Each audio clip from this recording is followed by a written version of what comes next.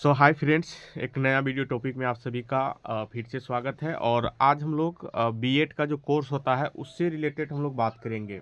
चूँकि जब आप बीएड में एडमिशन लीजिएगा तो हम लोग जो तैयारी करते हैं पहले इंटर वो या ग्रेजुएशन जो हम लोग करते हैं, हम लोगों का एक सब्जेक्ट होता है। जैसे कि यदि आप हिंदी से करते हैं या इंग्लिश से करते हैं या ज्योग्राफी या साइंस से करते हैं तो आपका बॉटनी जूलॉजी ये सब सब्जेक्ट होता है। लेकिन जब हम बीएड का कोर्स करते हैं तो वहाँ पर जो है सब्जेक्ट बिल्कुल ही चेंज हो जाता है। और वहाँ पर कौन कौन से सब्जेक्ट जब आप पहली बार एडमिशन आपका होगा तो आपको कुछ समझ में नहीं आएगा कि हमें क्या पढ़ना है और क्या नहीं पढ़ना है। और इसका जो है एग्ज़ाम का पैटर्न क्या होता है, इसमें कौन कौन से विषय कितने प्रैक्टिकल और कितने थ्योरी का होता है, ये समझना बहुत ही ज़रूरी है। तो इसी संदर्भ में हमारे कई मित्र का ये प्रश्न था, जो हमारे नज़दीकी हमको जानने वाले हैं। उन लोगों का कहना हुआ कि कुछ इसके रिलेटेड भी हम लोगों को जानकारी दीजिए। तो इसीलिए मैंने ये सोचा कि आप लोगों के लिए बीएड कोर्स के बारे में जो सब्जेक्ट है उसकी जानकारी आप लोगों को दी जाए। तो चलिए हम लोग आज के इस वीडियो टॉपिक में हम लोग इसी संदर्भ में बातें करेंगे और इसको पूरा देखिएगा और पूरी जानकारी आपको मिलेगी, ऐसा मैं उम्मीद करता हूँ। तो देखिए यहाँ पर यदि हम बात करें तो ये आपका जो है जैसे लिखा हुआ है फर्स्ट ईयर, यहाँ पर फर्स्ट ईयर देखिए annual distribution of the course, मतलब जो वार्षिक परीक्षा होती है। चूँकि ये जो है हम लोग बिहार के संदर्भ में बात कर रहे हैं और यदि आप बिहार से बाहर से कोर्स करते हैं, जैसे हरियाणा हो गया या भोपाल हो गया, ये सब से करते हैं तो वहाँ सेमेस्टर चलता है। वहाँ पर क्या चलता है? वहाँ पर चलता है सेमेस्टर। तो सेमेस्टर वाइज एग्ज़ाम होगा, हालांकि सब्जेक्ट इसी से मिलता जुलता रहेगा, लेकिन वहाँ पर सेमेस्टर वाइज एग्ज़ाम होता है। मतलब साल में 2 बार एग्ज़ाम होगा 6 माह पर, ऐसा होता है वहाँ पर। यदि हम बिहार के संदर्भ में बात करें तो बिहार के यूनिवर्सिटी में, जैसे मान के चलिए बीएन मंडल यूनिवर्सिटी हो गया, पूर्णिया यूनिवर्सिटी हो गया, मिथिला यूनिवर्सिटी हो गया, बी आर अम्बेडकर हो गया, यूनिवर्सिटी हो गया मुजफ्फरपुर, ये सब या पटना, पाटलिपुत्रा, ये सब मजरूल हक, ये सब यूनिवर्सिटी जहाँ जहाँ भी है, यहाँ पर जो है वार्षिक एग्ज़ाम होती है और इंटरनल भी होता है। इंटरनल एग्ज़ाम होगा, लेकिन वार्षिक एग्ज़ाम यहाँ पर होता है। तो यहाँ पर यदि हम बात करें तो देखिए ये पहला सब्जेक्ट आपको पढ़ना क्या है, फर्स्ट ईयर के बारे में हम बता रहे हैं। पहला सब्जेक्ट आपको C1, जैसे यहाँ लिखा हुआ है C1, मतलब सी से हो गया कोर्स 1, सब्जेक्ट कोड यहाँ पर दिया हुआ है, यहाँ पर सब्जेक्ट नेम दिया हुआ है, एक्सटर्नल, इंटरनल और टोटल। इस चीज़ को आपको समझना बहुत ही ज़रूरी है, इसके अकॉर्डिंग आपको प्लानिंग करना होगा। तो यहाँ पर देखिए C1 में कह रहा है कि जो C1 का सब्जेक्ट है, मतलब कोर्स 1 का जो सब्जेक्ट है वो चाइल्डहुड एंड ग्रोविंग अप। इसमें एक्सटर्नल एग्ज़ाम जो होगा, मतलब आप जो सेंटर पर जाकर के एग्ज़ाम देंगे, जहाँ पर सेंटर पड़ेगा, वो 80 नंबर का आपको एग्ज़ाम होगा। और 20 नंबर का जो है इंटरनल एग्ज़ाम होगा, ये प्रैक्टिकल एग्ज़ाम होता है, टोटल 100 नंबर का होता है।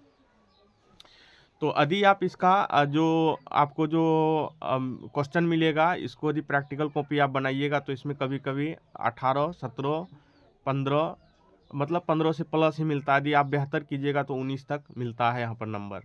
तो इसको बढ़िया से बनाना पड़ेगा आपको, और इसको बनाने के लिए भी हम लोग सीखेंगे और वीडियो आते रहेगा इससे इससे रिलेटेड।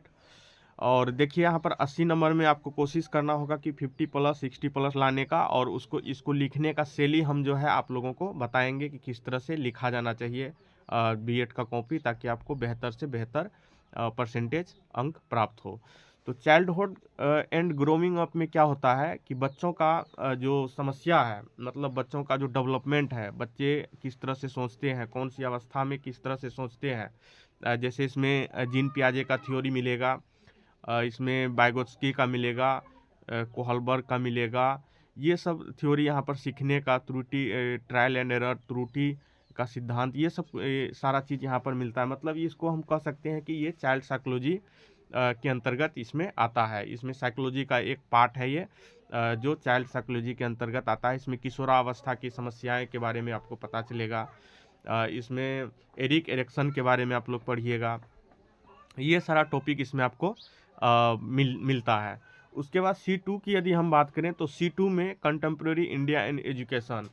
तो यहाँ पर यदि हम बात करें तो इसमें भी 80 नंबर का आपको सेंटर पे एग्ज़ाम देना पड़ता है, 20 नंबर का आपको प्रैक्टिकल एग्ज़ाम होता है कॉलेज में ही।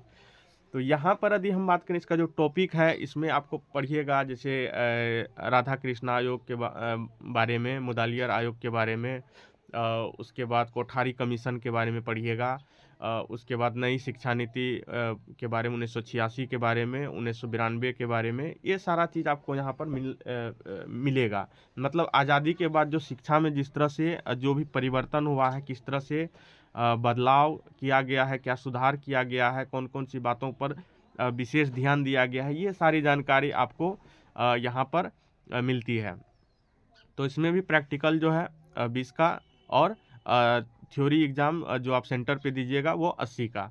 उसके बाद है तीसरा में कोर्स 3 है लर्निंग एंड टीचिंग। मतलब इसमें हो गया कि अधिगम और शिक्षण के बारे में बताएगा कि अधिगम किस तरह से होता है, अधिगम क्या है, अधिगम को प्रभावित करने वाले कारण, तो बेहतर अधिगम कैसे हो सकता है, ये सारा चीज़ आपको मिलेगा। ये भी 80 नंबर का सेंटर पे एग्ज़ाम होता है, 20 नंबर का प्रैक्टिकल होता है।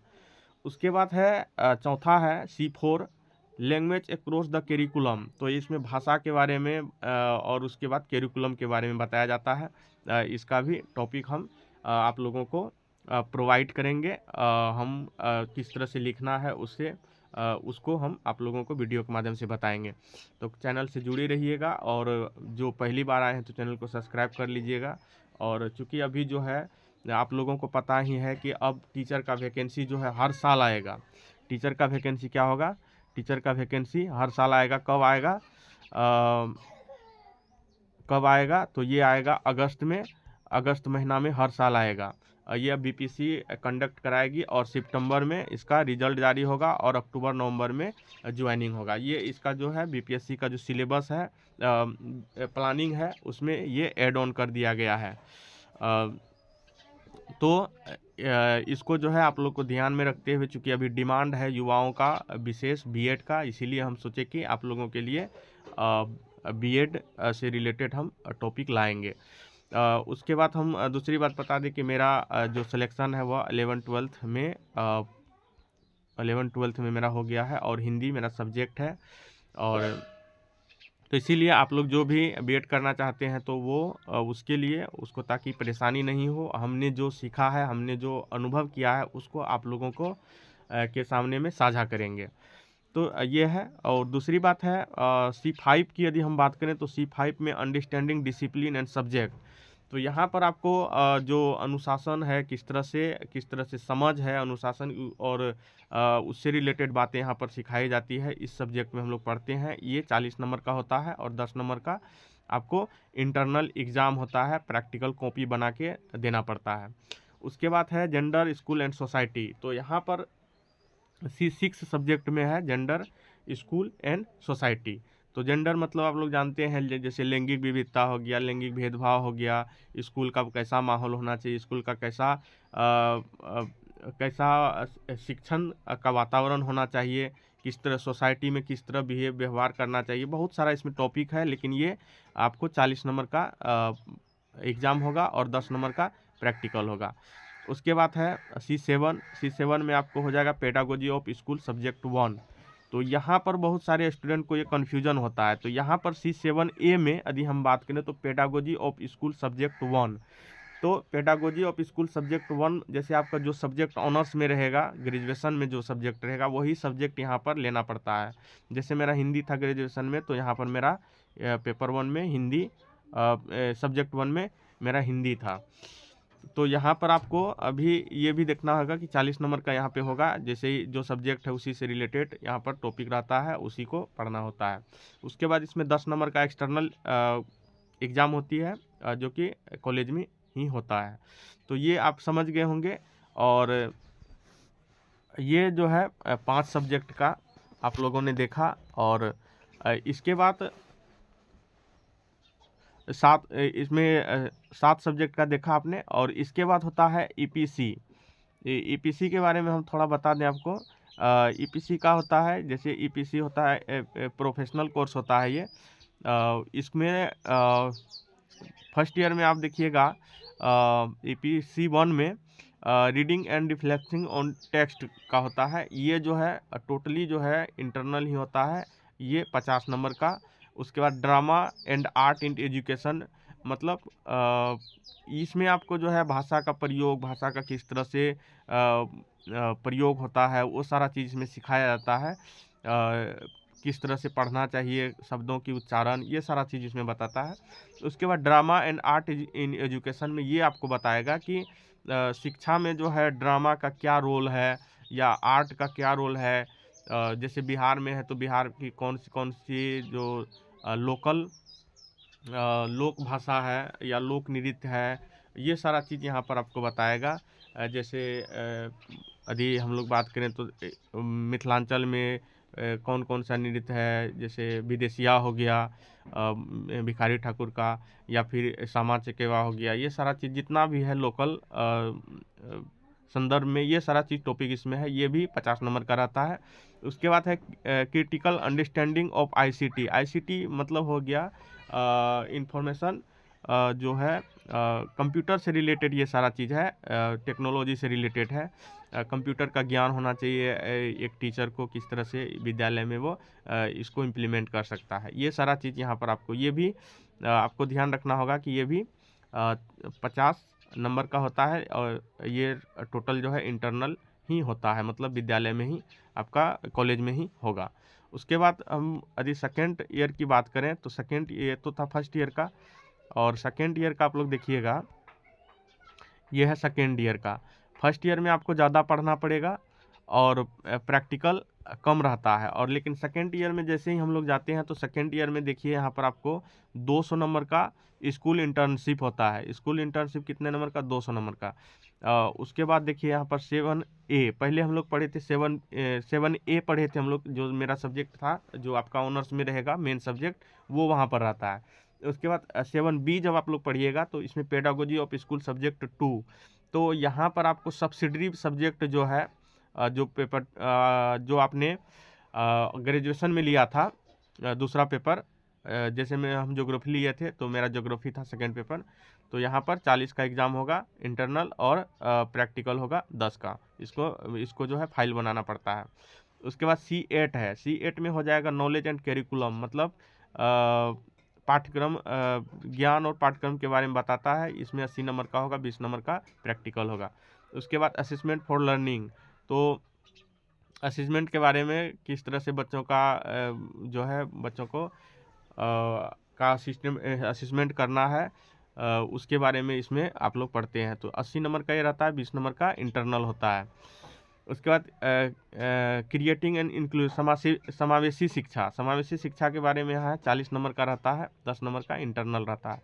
उसके बाद गाइडेंस एंड काउंसलिंग, तो ये मेरा जो कॉलेज था उसमें गाइडेंस एंड काउंसलिंग दो था, एक था हेल्थ एंड फिजिकल एजुकेशन। तो यहाँ पर आप लोग हेल्थ एंड फिजिकल एजुकेशन लीजिए या गाइडेंस एंड काउंसलिंग लीजिए। तो बहुत सारे स्टूडेंट ये लिए थे, और बहुत सारे student health and physical education.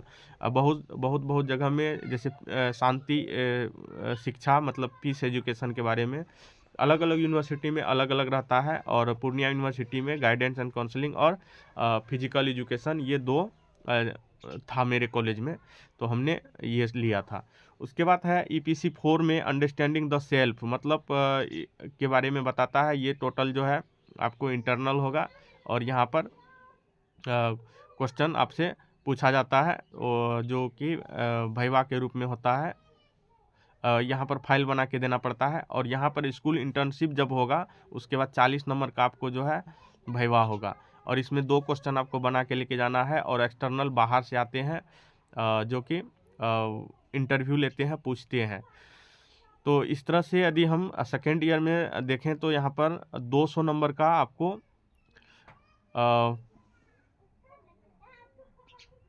200 number का आपको जो है स्कूल इंटर्नशिप और वाइवा से जोड़ करके होता है। और यहाँ पर स्कोर जो है ये काफ़ी स्कोरिंग सेकेंड ईयर जो है स्कोरिंग हो जाता है, यहाँ पर स्कोर आपका बढ़ जाता है। लेकिन आपको मेहनत जो है फर्स्ट ईयर में अधिक से अधिक करना है, और वहाँ पर आपको लिखित में लिख करके जो है आपको जो एग्ज़ाम दीजिएगा, एक्सटर्नल एग्ज़ाम जो सेंटर पे जाके वहाँ पे अधिक स्कोर कीजिएगा, तो यहाँ पे आपका जो है स्कोर खुद ब खुद बढ़ जाएगा।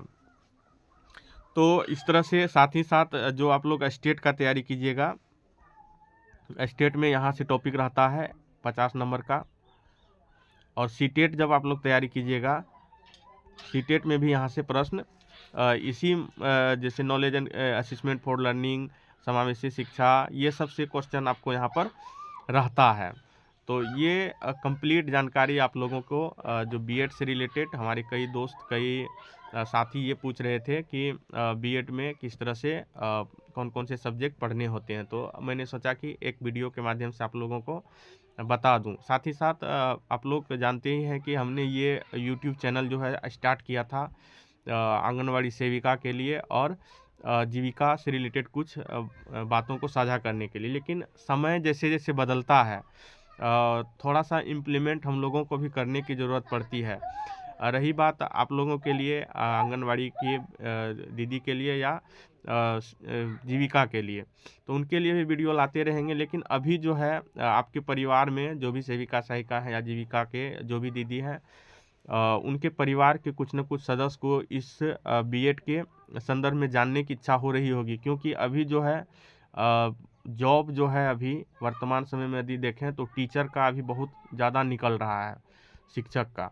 तो इस उद्देश्य से हमने ये सोचा कि यदि आपके परिवार में कोई, चाहे सेविका हो, चाहे जीविका दीदी हो, या फिर आंगनवाड़ी सेविका दीदी हो, उनके परिवार में कोई बीएड यदि कर रहा है तो थोड़ा सा हेल्प जो है उनको मिल सकता है यहाँ से। इसी संदर्भ में मैंने ये वीडियो आप लोगों के लिए बनाया है। साथ ही साथ हमारे जो मित्र इसमें जुड़े हैं, जो पढ़ते हैं, जो तैयारी करते हैं, और एक बात हम ये बताना चाहेंगे कि मेरा जो सिलेक्शन है 11th-12th में हुआ है टीचर में, बीपीएससी 2.0 में।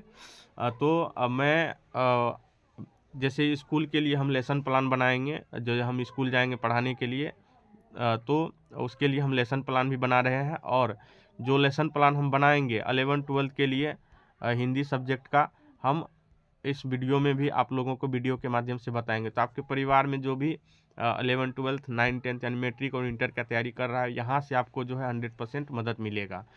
तो इसी तरह से आप लोग चैनल को सब्सक्राइब कर कीजिए और अधिक से अधिक वीडियो देखिए।